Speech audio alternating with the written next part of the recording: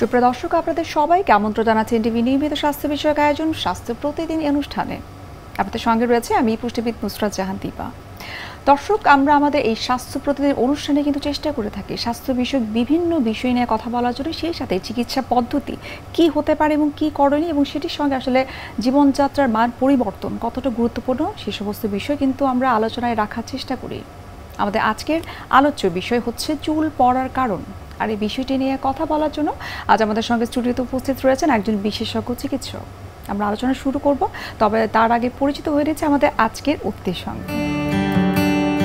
Doctor Ishrat জাহান ১৯৮৫ সালের September মাসে কুমিল্লা জেলায় জন্মগ্রহণ করেন। তিনি ২০০৯ সালে চট্টগ্রাম মেডিকেল কলেজ থেকে MBBS ডিগ্রি অর্জন করেন। এরপর তিনি চিকিৎসা বিজ্ঞানে উচ্চতর MSc এবং DCD ডিগ্রি লাভ করেন। বর্তমানে তিনি ল্যাবেড হসপিটালে ডার্মাটোলজি বিভাগের কনসালটেন্ট হিসেবে কর্মরত। আপনাকে স্বাগত আমাদের আজকের এই অনুষ্ঠানে। জি, আপনাকে অনেক ধন্যবাদ। সেই সাথে এনটিভিকে ধন্যবাদ জানাচ্ছি আমাকে আমন্ত্রণ জানানোর জন্য। বর্তমান যুগের প্রেক্ষাপটে আমরা অনেকের ক্ষেত্রে কিন্তু দেখে থাকি যে কমপ্লেন করে থাকে তার খুব ঘন ঘন চুল পড়ার সমস্যাটি দেখা দিচ্ছে, চুল পাতলা হয়ে যাচ্ছে। এক্ষেত্রে আপনার কাছে জানতে চাইছি আসলে চুল পড়ার কারণটি আসলে কি? চুল পড়া আসলে অনেক কারণ আছে। প্রথমেই হচ্ছে চুল আসলে আমাদের প্রতিদিন ১০০ থেকে ১৫০টা যদি চুল পড়ে সেটা একেবারেই নর্মাল। অনেকে দেখা যায় যে সামান্য চুল পড়লেও খুব চিন্তিত হয়ে যান। তো ১০০ থেকে ১৫০ বেশি চুল পড়লে সেক্ষেত্রে বলতে হবে যে এটা অ্যাবনর্মাল। তো চুল পড়াটা তো আসলে কেউ কাউন্ট করে না, তবে আমরা যখন হচ্ছে শাওয়ার নেই তখন আমরা যদি দেখি যে আমাদের অতিরিক্ত পরিমাণ চুলটা ফাঁকা ফাঁকা লাগছে, সেক্ষেত্রে অবশ্যই ডার্মাটোলজিস্টের শরণাপন্ন হওয়া উচিত। তো চুল পড়া বিভিন্ন রকম কারণ আছে, তার মধ্যে প্রথম যে কারণ সেটা হচ্ছে যে আমাদের নিউট্রিশনাল ডিফিসিয়েন্সি। এখন দেখা যায় যে ম্যাক্সিমাম মানুষই হচ্ছে একটা ডায়েটের মধ্যে থাকার চেষ্টা করে, কম কার্বোহাইড্রেট কনজিউম করে বা প্রোটিন কনজিউম করে, এবং সেটা নিজে থেকেই কোনো ডায়েটিশিয়ানের পরামর্শ ছাড়াই নিজে থেকেই ডায়েটের মধ্যে চলে যায়, বা একজনের দেখা দেখি আরেকজন ডায়েটের মধ্যে চলে যায়। তো সেক্ষেত্রে বিভিন্ন ধরনের নিউট্রিশনাল ডিফিসিয়েন্সি থেকে দেখা যায় যে তাদের চুল পড়ে। এছাড়াও চুলে বিভিন্ন ধরনের হেয়ার স্টাইল, কালার করা, রিবন্ডিং করা, এগুলো কিন্তু চুল পড়ার একটা মেইন কারণ। চুলের মধ্যে বিভিন্ন ধরনের হেয়ার ট্রিটমেন্ট করা, অতিরিক্ত পরিমাণ যদি হেয়ার ট্রিটমেন্ট কেউ করে, যেমন এখন অনেকে হেয়ারে বোটক্স করে, ক্যারাটিন ট্রিটমেন্ট করে, এই ট্রিটমেন্টগুলো চুল পড়ার একটা কারণ হতে পারে। এছাড়া দীর্ঘদিন ধরে যদি কেউ বিভিন্ন ধরনের ওষুধ খায়, অ্যান্টিবায়োটিক খায়, বিভিন্ন ধরনের অ্যান্টিহাইপারটেনসিভ, অ্যান্টিথাইরয়েড বা বিভিন্ন ধরনের হরমোনাল ডিসঅর্ডারের জন্য মেডিকেশন খায়, সেক্ষেত্রে তার চুল পড়তে পারে। হেয়ারে বিভিন্ন ধরনের ইনফেকশন হলে, যেমন হচ্ছে ড্যান্ড্রাফ, ফাঙ্গাল ইনফেকশন, তারপর সোরিয়াসিস, সেবোরিক ডার্মাটাইটিস, এই ইনফেকশনগুলো থেকেও হেয়ার ফল হতে পারে। মাসে আসলে কতবার পার্লারে যে কোনো সার্ভিস নেওয়া উচিত বা এস্থেটিক কোনো সার্ভিস আসলে নেওয়া উচিত বলে আপনি মনে করেন? পার্লারে আমরা যেগুলো নেই, যেমন ক্যারাটিন বা বোটক্স, এগুলো যেটা করে স্কিন হেয়ারটাকে বাইরে থেকে অনেক বেশি সিল্কি করে। বাট আপনি যদি হেয়ার ফল প্রিভেন্ট করতে চান, সেক্ষেত্রে নিউট্রিশনটা দিতে হবে হেয়ারের রুটে, বা আপনার ইন্টারনাল নিউট্রিশন বাড়াতে হবে, যেটা হচ্ছে আপনার হেয়ারের যেই ফুড বা হেয়ারের মধ্যে যে অক্সিজেন সাপ্লাই আছে, অক্সিজেন সাপ্লাইটা বা ব্লাড সার্কুলেশন সেটাকে বাড়াবে। আপনি বাইরে থেকে হেয়ারের মধ্যে যত কিছুই অ্যাপ্লাই করেন সেটা আপনার হেয়ারটাকে শুধু সিল্কি করবে, কিন্তু হেয়ার ফল প্রিভেন্টে এক্ষেত্রে কোনো ভূমিকা নাই। সো এক্ষেত্রে দেখা যায় যে বিভিন্ন ধরনের কেমিক্যাল যখন হেয়ারে দেওয়া হয়, এই কেমিক্যালগুলো হেয়ারের মধ্যে অনেকের দেখা যায় যে অ্যালার্জিক রিয়েকশন করে বা অতিরিক্ত পরিমাণ ইরিটেশন বা সেন্সিটিভিটি ডেভেলপ করে, যার কারণে দেখা যায় যে হেয়ার ফল আরও বেশি হয়। সো যারা হচ্ছে হেয়ারে অলরেডি বিভিন্ন ধরনের ট্রিটমেন্ট নিয়ে ফেলেছেন, যেমন রিবন্ডিং করেছেন বা ক্যারাটিন ট্রিটমেন্ট নিয়েছেন, হেয়ারে কালার করেছেন, তাদের অবশ্যই হেয়ার ট্রিটমেন্ট নেওয়া উচিত। তবে সেটা 3 মাস পর পর যদি আপনি একটা হেয়ার ট্রিটমেন্ট নেন, সেটা আপনার জন্য ভালো। আপনি বলছিলেন যে প্রতিদিন ৫০ থেকে ১০০টির মতো চুল পড়া খুব স্বাভাবিক, কিন্তু এর থেকে যদি বেশি চুল পড়ে সেক্ষেত্রে তার কি করা উচিত? চুল পড়াটা প্রথমে একটু কেয়ার করে দেখতে হবে যে আসলে চুল পড়াটা কোথা থেকে পড়ছে। অনেকের দেখা যায় যে চুল রুট থেকে পড়ে, আবার অনেকের চুল ভেঙে ভেঙে পড়ে। যদিও চুলটা রুট থেকে পড়ে তাহলে তার অবশ্যই নিউট্রিশনাল ডিফিসিয়েন্সি আছে, সেক্ষেত্রে তাকে ডার্মাটোলজিস্টের কাছে যেতে হবে এবং বিভিন্ন ধরনের পরীক্ষা নিরীক্ষার মাধ্যমে বের করতে হবে তার চুল পড়ার কারণটা। আর চুলটা যদি ভেঙে ভেঙে পড়ে, সেক্ষেত্রে অবশ্যই তার বিভিন্ন ধরনের কেমিক্যাল ব্যবহারের জন্য বা তার হেয়ার যে কেয়ারটা সে করছে, বিভিন্ন ধরনের শ্যাম্পু বলেন বা কন্ডিশনার বলেন, যেটাই সে ব্যবহার করছে সেটা তার প্রপার হচ্ছে না। তো সেক্ষেত্রে তার হেয়ার কেয়ার যে প্রোডাক্টগুলো আছে সেগুলো চেঞ্জ করতে হবে, বা অতিরিক্ত পরিমাণ চুলের মধ্যে কেমিক্যাল যে ব্যবহার করছে সেটাকে কমিয়ে আনতে হবে। সো চুল পড়ার ধরনটা খেয়াল করে তারপর হচ্ছে ট্রিটমেন্টের দিকে আগাতে হবে। চুল যদি রুট থেকে পড়ে সেক্ষেত্রে ডার্মাটোলজিস্টের কাছে গেলে বা আমাদের কাছে আসলে আমরা প্রথমে বিভিন্ন ধরনের ইনভেস্টিগেশন দিই। যেমন যদি কারো চুল পড়াটা নিউট্রিশনাল ডিফিসিয়েন্সির ক্ষেত্রে হয়, যেমন বেশিরভাগ ক্ষেত্রে ভিটামিন ডি ডিফিসিয়েন্সির জন্য হয়, তো সেক্ষেত্রে আমরা বিভিন্ন ধরনের ভিটামিন ডি সাপ্লিমেন্ট তাদেরকে সাজেস্ট করে থাকি। এছাড়াও হচ্ছে অনেকের ক্ষেত্রে দেখা যায় যে বিভিন্ন ধরনের হরমোনাল কারণে হয়, যেমন হচ্ছে পিসিওএস এর একটা কমন সিমটম হচ্ছে হেয়ার ফল, থাইরয়েড ডিসঅর্ডার একটা কমন সিমটম হচ্ছে হেয়ার ফল। সেক্ষেত্রে দেখা যায় যে এগুলোর জন্য বিভিন্ন ধরনের মেডিকেশন দিতে হয়। সো এগুলো হচ্ছে ধরন বুঝে ট্রিটমেন্ট করতে হবে। এরপর চুলটা যদি আপনার ভেঙে ভেঙে যায় সেক্ষেত্রে আমরা বিভিন্ন ধরনের সেরাম দিয়ে ট্রাই করি যে এটা রিকভার করার জন্য, এবং তাকে বিভিন্ন ধরনের অ্যাডভাইস দেওয়া হয় যে তার যদি হেয়ার কেয়ারটা প্রপার না হয় কিভাবে সে প্রপার হেয়ার কেয়ার করবে। সেই সাথে তাকে একটা প্রপার ডায়েটের অ্যাডভাইস দেওয়া খুবই ইম্পর্টেন্ট, যে তার ডায়েটের মধ্যে ডিফিসিয়েন্সি আছে, ডিফিসিয়েন্সিগুলো ফুলফিল করার জন্য একটা প্রপার ডায়েট তার দরকার। চুলের সুস্থতার জন্য এবং নিজের সুস্থতার জন্য আসলে খাদ্যাভ্যাস পরিবর্তন করাটা কতটুকু গুরুত্বপূর্ণ? খাদ্যাভ্যাস ফুল স্কিনের জন্য দরকার, আবার হেয়ারের জন্যও দরকার।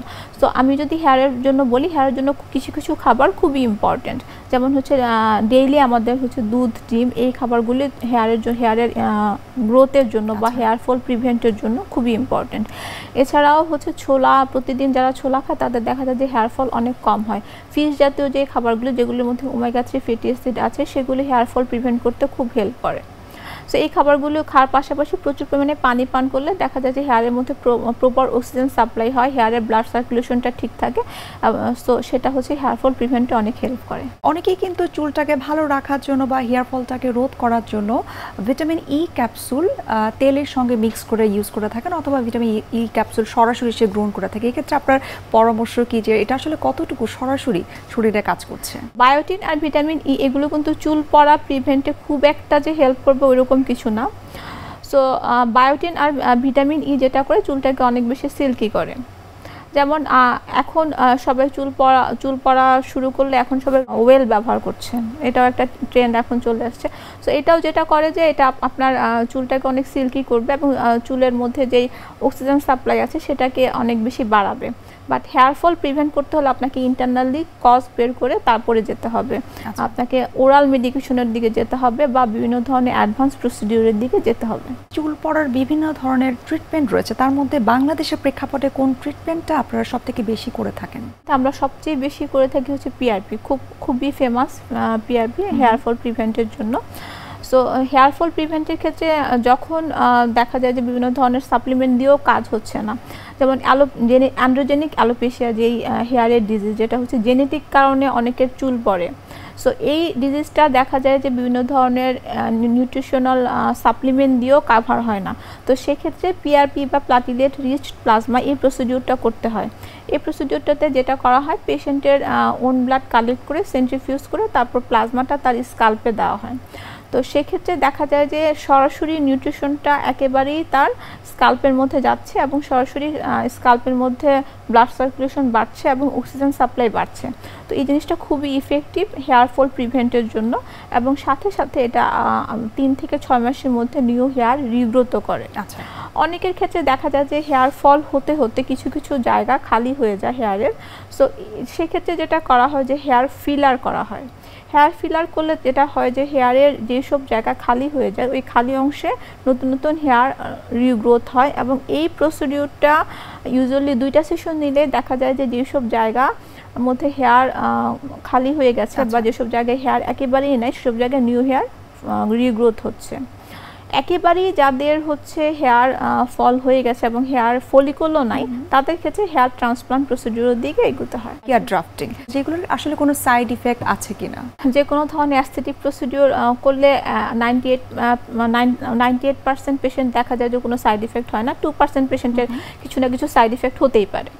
যেহেতু এই প্রসিডিউরগুলো সবগুলি হচ্ছে ইনভেসিভ প্রসিডিউর, কিছু non invasive procedure, injectable procedure, তো এগুলোর মধ্যে কিছু সাইড ইফেক্ট থাকতেই পারে। সো সেক্ষেত্রে যদি আমি হেয়ার ট্রান্সপ্লান্টের কথা বলি, হেয়ার ট্রান্সপ্লান্টের ক্ষেত্রে যেটা করা হয় যে বডি থেকে কিছু হেয়ার গ্রাফট করে যে জায়গাটা খালি সেখানে হেয়ারগুলো ট্রান্সপ্লান্ট করা হয়। তো সেক্ষেত্রে যে সাইড ইফেক্টগুলো দেখা যায়, ইমিডিয়েটলি কিন্তু আপনার চুল একেবারে ভরে যাবে না, আপনাকে ওয়েট করতে হবে। বেশিরভাগ পেশেন্ট এক্সপেক্ট করে যে সাথে সাথে চুলটা গজাবে। এরপর যদি প্রপার হাইজিন পেশেন্ট মেনটেন না করে, যেসব রুল পেশেন্টকে বলে দেওয়া হয় সেগুলো যদি সে মেনটেন না করে, তাহলে ট্রান্সপ্লান্টের এরিয়াতে ইনফেকশন হতে পারে। আপনি বলছিলেন যে হেয়ার ড্রাফটিং করার পাশাপাশি কিছু রুলস রয়েছে যেগুলো মেনটেন করলে আসলে চুলটা আসলে রিগ্রোথ হবে এবং ভালো থাকবে, সেই রুলসগুলো আসলে কি কি? কিছু রুলস পেশেন্টদেরকে বলে দেওয়া হয়, যেমন হেয়ার ট্রান্সপ্লান্ট করার পর কিছু সময় পেশেন্টদেরকে অবশ্যই হচ্ছে যে আমরা যে শ্যাম্পুগুলো পেশেন্টের স্কাল্প বুঝে সাজেস্ট করব সেই শ্যাম্পু ব্যবহার করতে হবে। হেয়ারের মধ্যে কোনো রকম স্প্রে, কোনো রকম কন্ডিশনার এগুলো ব্যবহার করা যাবে না, এবং কিছু সময় হেয়ারের মধ্যে পানিও ব্যবহার করা যায় না। তো এই রুলসগুলো ফলো করতে হবে। এবং হেয়ার ট্রান্সপ্লান্ট করার পর চুল উঠতে কিন্তু বেশ সময় লাগে, একেবারে 6 মাসের মতো একটা ডিউরেশন লাগে নিউ হেয়ার রিগ্রোথ হতে। সো এর পরে যেটা করতে হয়, নিউ হেয়ার রিগ্রোথের পর এই হেয়ারটা যে আপনার যেহেতু ভিতর থেকে আপনার জেনেটিক একটা ইস্যু থাকে হেয়ার ফলের, সো এই হেয়ারটা যে একেবারে পার্মানেন্ট থাকবে বিষয়টা এমনও না। তো এই হেয়ারটাকে আবার ধরে রাখার জন্য আপনার কিছুদিন পরপর যদি পিআরপির সেশন নেওয়া হয় তাহলে দেখা যায় যে এই হেয়ারটা অনেক ভালো থাকে। সো এই রুলসগুলো ফলো করতে হয় যদি হেয়ার ট্রান্সপ্লান্টের হেয়ারটাকে ধরে রাখতে হয়। চুল পড়া রোধ করার জন্য এবং চুলটা যেন আসলে সবসময় ঘন থাকে, যেটি সবাই চায়, এটি করার জন্য আসলে পিআরপি টাকা আপনারা কতদিন পর পর করার জন্য আসলে প্রায়র করে থাকেন বা প্রেসক্রাইব করে থাকেন? পিআরপি প্রসিডিউরটা শুধু যাদের চুল পড়ে তারা যে করতে পারে ওই রকম না, যাদের চুল পড়ে না বাট চুলটাকে হেলদি রাখতে চায় তারাও কিন্তু করতে পারে। সেক্ষেত্রে দেখা যায় যে তাদের চুলটা যেমন একটা এজের পর আমাদের নিউট্রিশনাল ডিফিসিয়েন্সির জন্য চুল পড়বেই, সো সেক্ষেত্রে দেখা যায় যে চুলটা আর পড়ে না বা চুলের হেলথটা অনেক ভালো থাকে। সো পিআরপি প্রসিডিউরটা এক এক ডার্মাটোলজিস্ট এক এক ডিউরেশনে আসলে করতে বলে। আমি ইউজুয়ালি 14 ডেজ পর পর পেশেন্টদেরকে বলি যে পিআরপিটা নিলে ভালো। এক্ষেত্রে দেখা যায় যে অনেক পেশেন্টদের চুল পড়ার যে প্রবলেমটা থাকে এটা অনেক তাড়াতাড়ি রিকভার হয়ে যায়, এবং অনেক সময় দেখা যায় যে চুল পড়তে পড়তে চুল ফাঁকা হয়ে যায় যদি খুব বেশি গ্যাপ দেওয়া হয়। সো ইন্টারভেলটা যখন কম দেওয়া হয় তখন চুল ফাঁকা হওয়ার টেন্ডেন্সিটাও কম থাকে। আচ্ছা, আমরা আরও বিস্তারিত জানবো এই চুল পড়ার বিভিন্ন কারণ এবং এই চিকিৎসা পদ্ধতি কী আছে। তবে তার আগে একটু দেখে নিচ্ছে আমাদের স্বাস্থ্য প্রতিদিনের নিয়মিত আয়োজন কি খাবেন কেন খাবেন এই সেগমেন্টে। সুপ্রিয় দর্শক, আপনারা দেখছেন স্বাস্থ্য প্রতিদিন অনুষ্ঠানটি। এ পর্যায়ে আমরা দেখে নিচ্ছি বিভিন্ন খাদ্যের পুষ্টি গুণাগুণ নিয়ে আমাদের পুষ্টিবিদের পরামর্শ। চুলের যত্নে চুল ভালো রাখতে গেলে কী ধরনের খাবারে আমাদেরকে অভ্যস্ত হতে হবে চলুন জেনে নেওয়া যাক। প্রথমেই খেয়াল রাখতে হবে যে আসলে আমাদের খাদ্যাভ্যাসের পাশাপাশি আমাদের লাইফস্টাইল কিন্তু মেনটেন করা খুব জরুরি। কারণ যাদের চুল ঝরে যায় বা পড়ে যায়, পাতলা হয়ে যাচ্ছে, তার পেছনের উৎসটা কিন্তু খেয়াল রাখতে হবে। কারণ যে কোনো ধরনের সমস্যারই কিন্তু উৎস যদি আমরা না জানতে পারি তাহলে কিন্তু সেই সমস্যার সমাধান করাটা সম্ভব হয়ে ওঠে না। চুল পড়ার কিন্তু অনেকগুলো কারণ আছে। তার প্রথম কারণটা হচ্ছে গিয়ে পেটের যে কোনো সমস্যা। কারণ আমরা যদি পেটে গলযোগ থাকে বা পেটের যদি কনস্টিপেশনের প্রবলেম থাকে, ডায়রিয়ার প্রবলেম থাকে, হজমের সমস্যা থাকে, পেট ফাঁপা বা গ্যাস্ট্রিকের প্রবলেম থাকে, সেখান থেকে কিন্তু চুল ঝরে যেতে পারে। অন্যথায় আরেকটা খেয়াল করতে হবে, সেটা হচ্ছে ঘুম। অনেকে পর্যাপ্ত ঘুম হচ্ছে না বা স্ট্রেস লাইফ লিড করেন, সে কারণেও কিন্তু গিয়ে চুল পড়ে যেতে পারে। কারণ গিয়ে এখনকার লাইফস্টাইলে দেখা যাচ্ছে যে অনেকেই কিন্তু লেট নাইটে ঘুমায়, যে কোনো কারণেই হোক সেই রাত জাগাটা এবং পরবর্তী দিনে দেরি করে ঘুম থেকে ওঠা, এটার সাথে কিন্তু আমাদের শরীরের মেটাবলিজম এবং পুষ্টির একটা সম্পর্ক আছে। সো আমরা যদি এই ধরনের লাইফস্টাইল মেনটেন করে থাকি এবং স্ট্রেসের মধ্যে থাকি, সে কারণে কিন্তু চুল ঝরে যেতে পারে। অনেকেই গিয়ে যে পরিষ্কার পরিচ্ছন্ন তার কারণেও কিন্তু চুল পড়ে যেতে পারে। মাথায় খুশকি বা মাথার যে কোনো ধরনের সমস্যার কারণেও কিন্তু স্ক্যাল্পের প্রবলেমের কারণে চুল ঝরে যেতে পারে। তো যাদের প্রবলেমগুলো আছে তারা আপনারা আসলে খেয়াল করবেন যে আসলে কোন কারণে আপনার চুলগুলো পড়ছে। এর পাশাপাশি আসলে ফুডটা কেমন হওয়া উচিত এটা জরুরি। কারণ চুল কিন্তু শরীরের ভিতর থেকে, স্ক্যাল্পের ভিতর থেকে গজায় এবং এই চুলের পুষ্টিটা কিন্তু আমাদের শরীর থেকেই আসে। তাই সুন্দর চুল উঠতে গেলে এবং চুল গজাতে গেলে অবশ্যই খাবার দাবারের একটা ভূমিকা আছে। যারা স্ট্রেসে থাকেন বা যে ধরনের সমস্যাগুলোর কথা বলছি, এই কারণগুলোর কারণে আমাদের শরীরে কিন্তু টক্সিসিটি তৈরি হয় এবং এই টক্সিনগুলো কিন্তু আমাদের শরীরে রয়ে যায়। তাই চুল গজাতে হলে আপনাকে কিন্তু এই টক্সিনগুলো বের করে দিতে হবে। তার জন্য অবশ্যই পর্যাপ্ত পরিমাণে পানি পান করতে হবে, কারণ পানি হচ্ছে ন্যাচারাল ডিটক্সিফায়ার করে আমাদের বডিকে। এবং এই পানির মধ্যে আপনি দরকার হলে একটু আমরা বলি যে লেবু দিয়ে নিতে পারেন, মাল্টা দিয়ে নিতে পারেন, পুদিনা পাতা দিয়ে, আদা দিয়ে যদি দেন, সারাদিন যদি এই পানিগুলো আপনি খেতে থাকেন তাহলে কিন্তু ডিটক্সিফাইড হয়ে যায় বডি। এবং পাশাপাশি আপনি যেটা করতে পারেন যে খাবারের মেনুতে প্রচুর পরিমাণে অ্যান্টিঅক্সিডেন্ট টাইপ খাবারগুলো খাওয়া উচিত, কারণ আমরা রান্না বান্না করে যে খাবারগুলো খাই সেখান থেকে সঠিক পরিমাণে পুষ্টি আমাদের বডিতে আসে কি না সেটা কিন্তু একটা সন্দেহ রয়েই যায়, পর্যাপ্ত পরিমাণে পুষ্টি পাচ্ছি কি না। কিন্তু আমরা যদি কাঁচা ফলমূল এবং শাকসবজি খাই সেখান থেকে কিন্তু যতটুকু আমার পুষ্টি পাওয়া দরকার ততটুকুই আমরা পাচ্ছি। আরেকটা বিষয় মাথায় রাখতে হবে, সেটা হচ্ছে গিয়ে বিভিন্ন কালারের সবজি এবং ফল কিন্তু আমাদের খাওয়া দরকার। নর্মালি আমরা যখন বাজার করি তখন কিন্তু সবুজ রঙের ফল এবং শাকসবজি আমরা বেশি কিনি, কিন্তু আমাদের আশেপাশে কিন্তু অনেক কালারের সমারোহ আছে, যেমন কমলা বা হলুদ রঙের যে খাবারগুলো আছে সেগুলো কিন্তু আমাদের ভিটামিন এ থাকে প্রচুর পরিমাণে, যেটা আমাদের স্ক্যাল্প বা যে স্কিনটা আছে সেটা সুস্থতার জন্য দরকার হয়। এর পাশাপাশি লাল রঙের সবজি আছে, ফল আছে, যেগুলো হচ্ছে আমাদের আয়রন জাতীয় খাবারের ঘাটতি পূরণ করে। এবং আছে সাদা রঙের সবজি এবং ফল, যেটা আমাদের কোলেস্টেরল লেভেল কমায়। এই সবগুলো কালারই কিন্তু আসলে যেটা বলছি, কোলেস্টেরলের কারণেও কিন্তু হাই কোলেস্টেরলের কারণে আমাদের চুল পড়ে যেতে পারে। আয়রন যাদের অভাব থাকে, এনিমিয়া থাকে, তাদেরও কিন্তু চুল পড়ে যেতে পারে। তাই এই যদি রঙিন কালারের সবজি এবং ফলগুলো প্রতিদিন আমরা 5টা কালারের অন্তত খেতে পারি তাহলে কিন্তু চুল পড়া থেকে আমাদের রেহাই পেতে পারি। এবং চুল গজানোর ক্ষেত্রে আরেকটা খেয়াল করতে হবে যে আমরা বায়োটিন যে সমৃদ্ধ যে খাবারটা আছে সেটা আমরা অবশ্যই খাবো, সেটা হচ্ছে গিয়ে ডিম। প্রতিদিন অবশ্য 2টো ডিম আপনি কমপক্ষে খেতে পারেন, কারণ একটা মাঝারি সাইজের ডিম থেকে 60 কিলো ক্যালোরি আসে, যেটা খুব সহজেই আপনার শরীরের জন্য পর্যাপ্ত পরিমাণে প্রোটিনের সাপ্লাই দিতে পারে এবং হচ্ছে গিয়ে আপনার শরীরে যে বায়োটিন দরকার হয় সেটারও কিন্তু সাপ্লাই দিবে। এই পাশাপাশি খেয়াল রাখতে হবে যে আপনার পর্যাপ্ত পরিমাণে ঘুম হচ্ছে কিনা, কারণ খাবার দাবার আপনি যতই খান না কেন আপনি যদি স্ট্রেস রিলিফ না করেন তাহলে কিন্তু এই চুল পড়াটাকে আপনি কিন্তু কন্ট্রোল করতে পারবেন না। তাই খাবার দাবার, পর্যাপ্ত পরিমাণ খাবার, পর্যাপ্ত ঘুম এবং পর্যাপ্ত পরিমাণ পানি পান করা, এভাবে যদি আপনার লাইফস্টাইলটা মেনটেন করতে পারেন এবং স্ট্রেস রিলিফ করতে পারেন তাহলে কিন্তু সুন্দর ঝকঝকে চুলের অধিকারী হয়ে উঠবেন আপনি। চুল পড়ার বিভিন্ন ধরনের কারণ সম্পর্কে বললেন, এখন আপনার কাছে জানতে চাই যে কি কি অভ্যেস একেবারেই যদি আমরা বদলে ফেলি তাহলে চুল পড়া অনেকটাই রোধ করা যাবে এবং হেয়ার রিগ্রোথটা হবে। প্রথমে যেটা করতে হবে, একটা ব্যালেন্স ডায়েটের মধ্যে আমাদেরকে আসতে হবে। আমরা খুব বেশি খেলেও দেখা যায় যে ওবেসিটির জন্য পিসিওএস বা বিভিন্ন ধরনের থাইরয়েড প্রবলেম ডেভেলপ করতে পারে। সো সেক্ষেত্রে অবশ্যই একটা ব্যালেন্স ডায়েটিশিয়ানের পরামর্শ অনুযায়ী একটা এজে আমাদেরকে নিতে হবে। নাম্বার 2 হচ্ছে আমাদের প্রপার স্লিপ খুব ইম্পর্টেন্ট। তারপর নাম্বার 3 যেটা, সেটা হচ্ছে ডেইলি একটা টাইম আমাদের রাখতে হবে এক্সারসাইজ করার জন্য।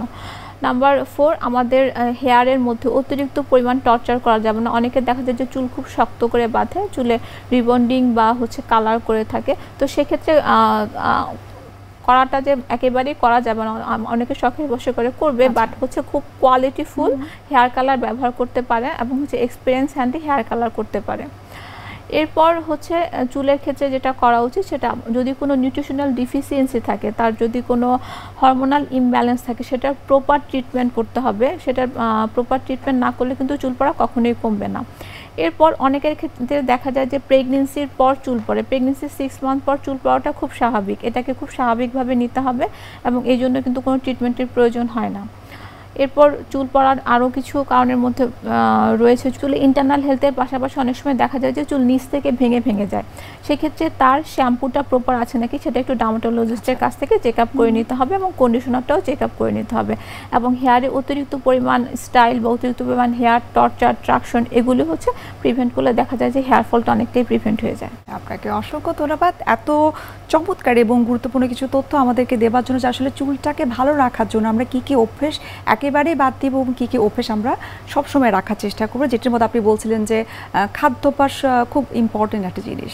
আপনাকে আবারও ধন্যবাদ জানাচ্ছি এত চমৎকার কিছু তথ্য দেওয়ার জন্য এবং শুভকামনা রইল এনটিভির পক্ষ থেকে। আপনাকে অনেক ধন্যবাদ এবং দর্শকদেরকে অনেক ধন্যবাদ। সুপ্রিয় দর্শক, এতক্ষণ আপনারা দেখছিলেন এনটিভি নিয়মিত স্বাস্থ্য বিষয়ক আয়োজন স্বাস্থ্য প্রতিদিন এই অনুষ্ঠানটি। এরপর আমরা দেখে নিচ্ছি আমাদের আগামী পর্বে কী থাকছে। শুধু যদি আমরা বলি স্বাস্থ্যগত সমস্যা এক এক করে বলি। প্রথমে আমরা যদি বলি ডায়রিয়া, নিউমোনিয়া, তারপর ব্রঙ্কিওলাইটিস, দেন বিভিন্ন ধরনের ইনফেকশন যেমন টাইফয়েড, ডেঙ্গি, এবং কিছু অ্যাক্সিডেন্ট অ্যান্ড ইমার্জেন্সি যেমন ড্রাউনিং, যেটা হচ্ছে পানিতে ডুবে মৃত্যু। বিশ্বের যে কোনো প্রান্ত থেকে যে কোনো সময় এনটিভির জনপ্রিয় অনুষ্ঠান স্বাস্থ্য প্রতিদিন দেখতে আপনারা ভিজিট করতে পারেন আমাদের পূর্ণাঙ্গ পোর্টাল www.ntvbd.com এ। এছাড়াও এনটিভির বিভিন্ন ধরনের জনপ্রিয় অনুষ্ঠান এবং নিউজ আপডেট পেতে আপনারা ভিজিট করতে পারেন আমাদের ইউটিউব চ্যানেল এবং ভেরিফাইড ফেসবুক পেজে। সুপ্রিয় দর্শক, আজ এখানেই শেষ করতে হচ্ছে। দেখা হবে আবারও আপনাদের সঙ্গে। সে পর্যন্ত আপনারা ভালো থাকুন, সুস্থ থাকুন এবং সবসময় এনটিভির সঙ্গেই থাকুন।